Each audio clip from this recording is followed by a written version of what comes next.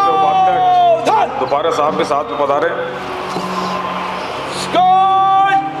तीनों तीन में बाय चलेगा, बाय मत।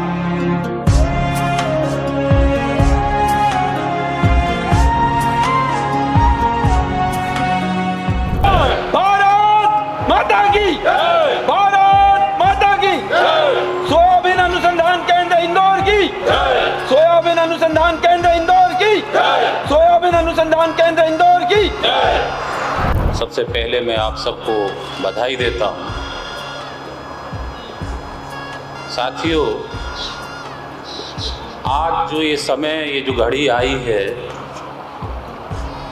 इसके पीछे बहुत लोगों की तपस्या, उनका बलिदान और एक लंबी कहानी संघर्ष की रही है।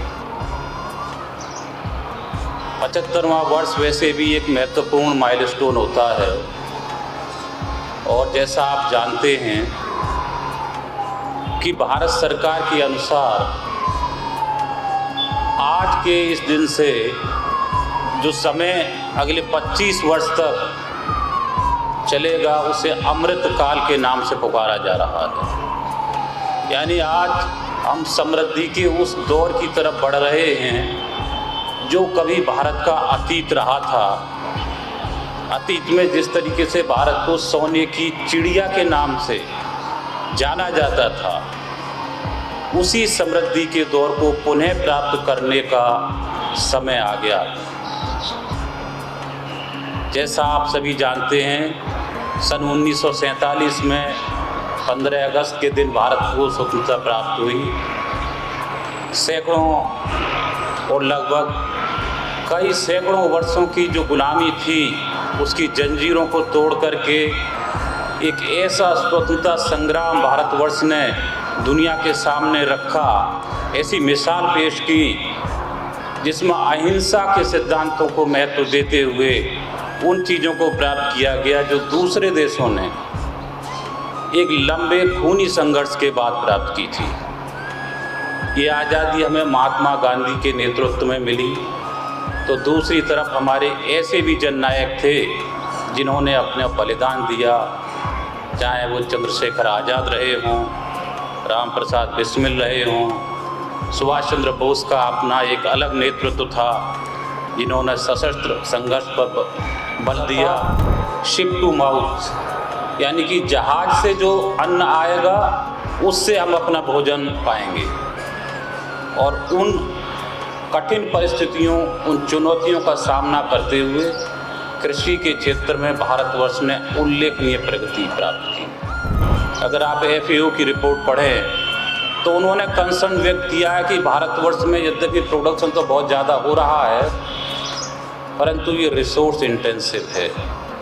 यानी जितना जल, जितनी लेबर, जितने न्यूट्रिएंट्स हम यूज कर रहे हैं वो शायद उस हिसाब से उपयुक्त नहीं है जितना कि हमें, यानी कॉस्ट ऑफ कल्टीवेशन निरंतर बढ़ती जा रही है। ये बहुत बड़ी चिंता की बात है और इसलिए हमने अपने संस्थान में भी और भारतीय कृषि अनुसंधान परिषद ने भी धीरे धीरे इस बात पर जोर देना प्रारंभ कर दिया है कि जो आज की मॉडर्न एग्रीकल्चर की तरफ हम जा रहे हैं, उससे जो अलग रास्ते हैं उन पर भी अनुसंधान कार्य किए जाएं।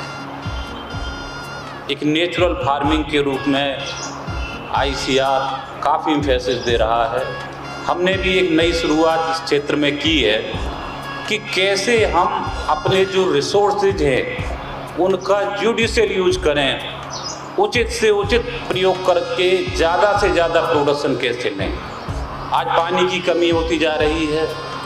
आज फर्टिलाइज़र के क्षेत्र में भी आप देखेंगे तो कभी यूरिया की कमी होती है, कभी DAP उतनी मात्रा में नहीं मिलता है, और यदि मिलता भी है तो इसका जो प्रयोग जिस तरीके से किया जा रहा है उससे सॉइल की फर्टिलिटी पर बहुत इफेक्ट आ रहा है।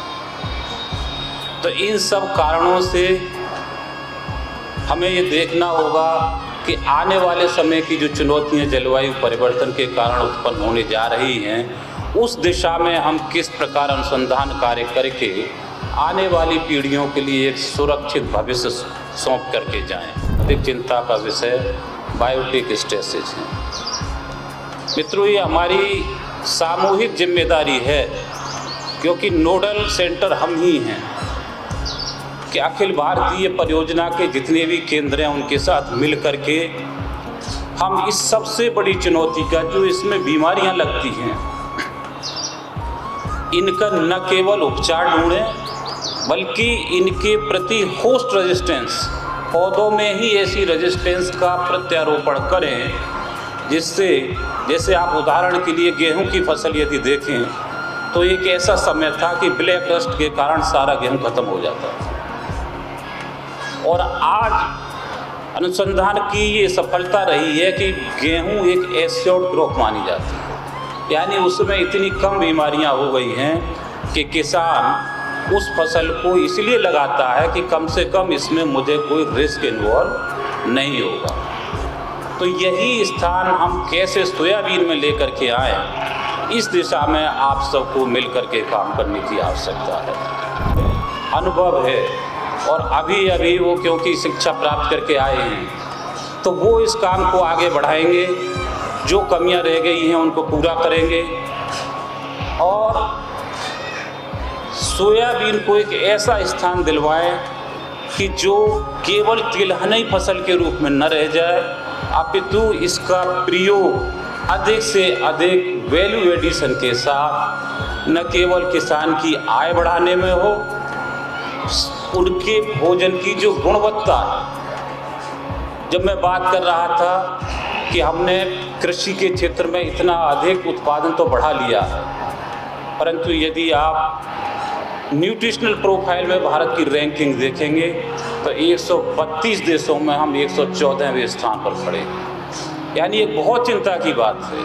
हमारी 50% जनसंख्या को उचित पोषण नहीं मिल पाता, और जिसके कारण उनके स्वास्थ्य में अनेकों कमियां रह जाती हैं। और सौभाग्य से सोयाबीन एक ऐसी फसल है जो कम से कम पोषण में एक अवयव यानी प्रोटीन की पूर्ति में सबसे अधिक कारगर सिद्ध हो सकती है।